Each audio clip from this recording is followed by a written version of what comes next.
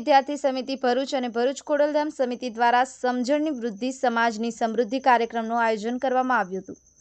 Shri Khodaldham trust કાગવડના chairman Nareshbhai Patel અને તેમની ટીમના માર્ગદર્શન હેઠળ ભરૂચ ખોડલધામ વિદ્યાર્થી સમિતિ અને ખોડલધામ સમિતિ ભરૂચ દ્વારા એક મોટિવેશનલ કાર્યક્રમનું આયોજન કરવામાં આવ્યું છે।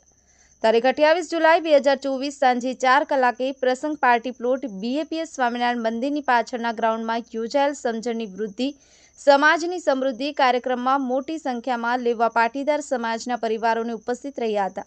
આ કાર્યક્રમમાં ખોડલધામ ટ્રસ્ટ કાગવડના ટ્રસ્ટીઓ ભરતભાઈ પટેલ, હિંમતભાઈ પટેલ, ભૂમતભાઈ રામોલિયા, મનસુખભાઈ રાદડિયા, પંકજભાઈ ભુવા, નરેશભાઈ પટેલ, કિંજલ કેમિકલ, પ્રવીણભાઈ પટેલ તથા તેમની ટીમ, વડોદરા ધારાસભ્ય જયેશભાઈ રાદડિયા, દિનેશભાઈ બાંભણિયા, સુરત ઘનશ્યામભાઈ પટેલ, ધારીખેડા સુગર આગેવાનો, ભરૂચ જિલ્લાના ખોડલધામના ટ્રસ્ટીઓ, ભરૂચ જિલ્લાના તમામ તાલુકાના ક્વીનર, સહક્વીનર, મહિલા સમિતિના ક્વીનર, સહક્વીનર, જિલ્લાના લેવા પાટીદાર સમાજના પ્રમુખશ્રીઓ તથા તેમની ટીમ અને જિલ્લાના 111 ગામમાં વસતા લેવા પાટીદાર સમાજના પરિવારો ઉપસ્થિત રહ્યા હતા।